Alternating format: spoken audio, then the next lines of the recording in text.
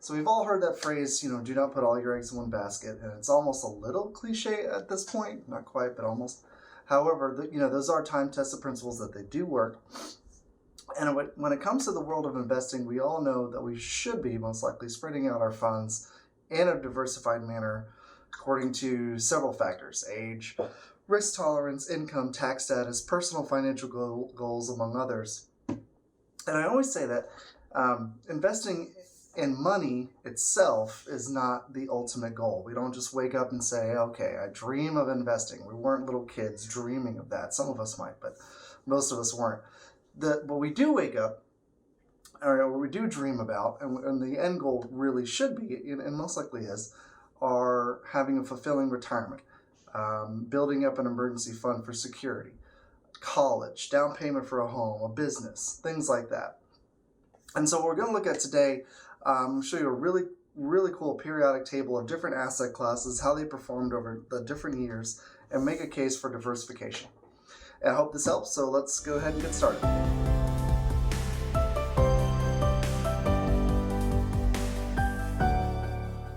Hello everyone, if I haven't met you yet, my name is Bill. I'm a certified financial planner.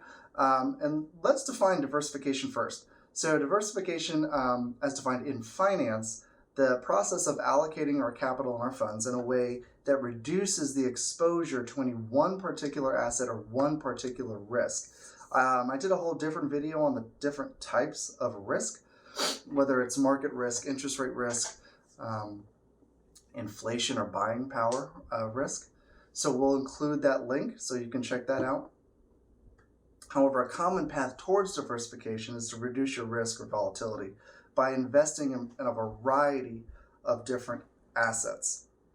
And so we're going to take a look at this, what's called the Callen periodic table of investment returns. And it takes a look at returns from 2003 to 2022. We'll look at cash, cash equivalents, bonds, large cap stock, emerging market, real estate. We'll dive a little bit deeper into that, and we'll try to make a case for diversification. So let's go ahead and take a look at that in more detail. So this is called the Callen periodic table of investment returns, and I love this graphic. It highlights how different asset classes have performed in different years, going all the way from 2023 to 2028. So it has 2008 in there, and then 2022, which wasn't a fantastic year for really any asset class. But if you look at 2003, large cap equity did, it ended the year up 28.68%. However, if you look at large cap equity in 2022, that asset class was down negative 11%. So, however, if you go all the way back from 2023 to 2022, and you take the average return that it's experienced over a 19-year period, large cap stock was averaging 11.88%.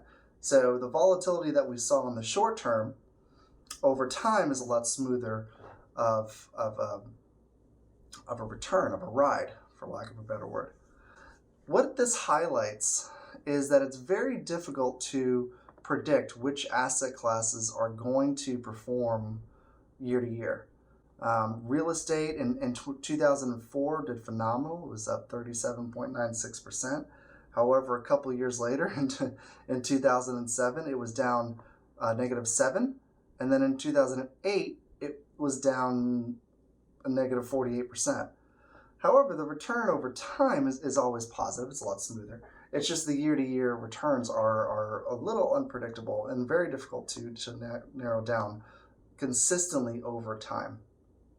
So it's better to have a diversified portfolio across all asset classes according to your particular financial goals, your overall strategy, risk tolerance, tax situation, and stick to it unless certain life cycle changes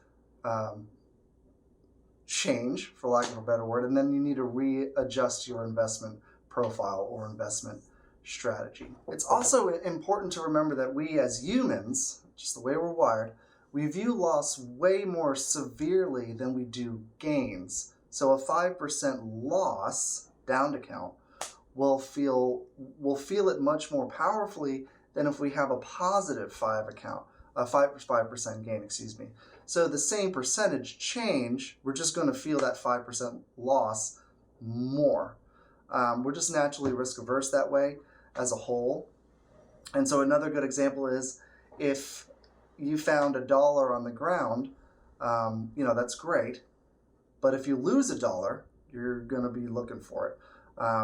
Probably a better example is if someone just gives you $20, it's like, wow, thank you. However, if you lose a $20 bill, you're going to feel that a lot more. And it is an emotional impact, an effect, and a bias that we take with us while we're making investment decisions. So sticking to our diversified investment strategy over time, of course making changes here and there, of course, but having a long-term perspective on things is invaluable, and a certified financial planner can help with that. So I hope that this made a case for diversification and served as a good introduction to that topic.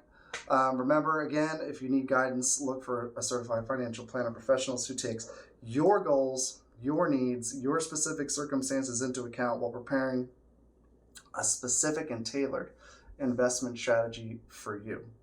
Until then, until next time, be good to yourself, be good to others.